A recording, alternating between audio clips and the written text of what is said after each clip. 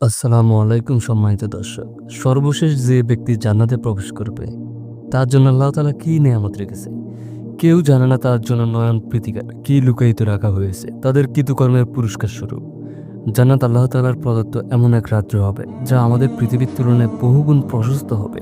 জান্নাতের বিশাল আয়তনের কোনো ছোট একটি অংশই হলো আমাদের পৃথিবী। জান্নাতের সর্বশেষ প্রবেশকারীর সম্পর্কে রাসূল সাল্লাল্লাহু আলাইহি সাল্লাম বলেছেন, যখন আল্লাহর পক্ষ থেকে তাকে জান্নাতে প্রবেশের অনুমতি দেয়া হবে তখন সে আরজ করবে, হে আল্লাহ, এখন তো সব জায়গায় পরিপূর্ণ হয়ে গেছে, আমার জন্য কি আর বাকি আছে?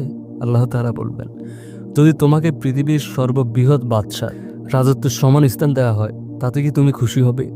তখন বান্দা বলবে, অবশ্যই খুশি হব, কেন হব না। আল্লাহ তাআলা তখন বলবে, যাও, জান্নাতে তোমার জন্য পৃথিবীর সর্ববৃহৎ রাজ্যের সমান এবং এর চেয়ে অধিক আরও 10 গুণ স্থান দেয়া হলো।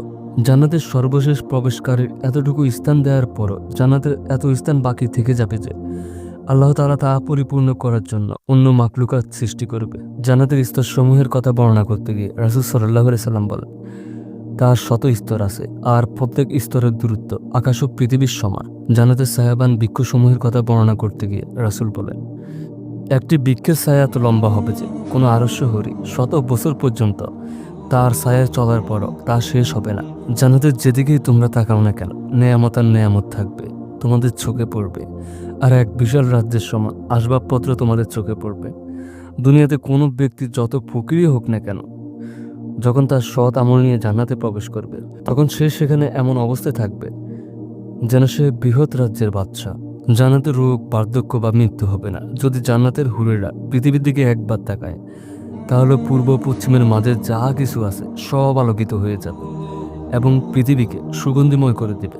জান্নাতের ফলসমূহের এক গুচ্ছ আকাশ ও জমিনের সমস্ত জীব খেলেও শেষ হবে না। জান্নাতের দনুক সমান স্থান সমস্ত পৃথিবী ও পৃথিবীর নেয়ামত সমূহের থেকেও মূল্যবান। হাউজে কাউসারের সোনা চাঁদির পেয়ারা থাকবে, যা সংখ্যা হবে আকাশের তারকার সমান।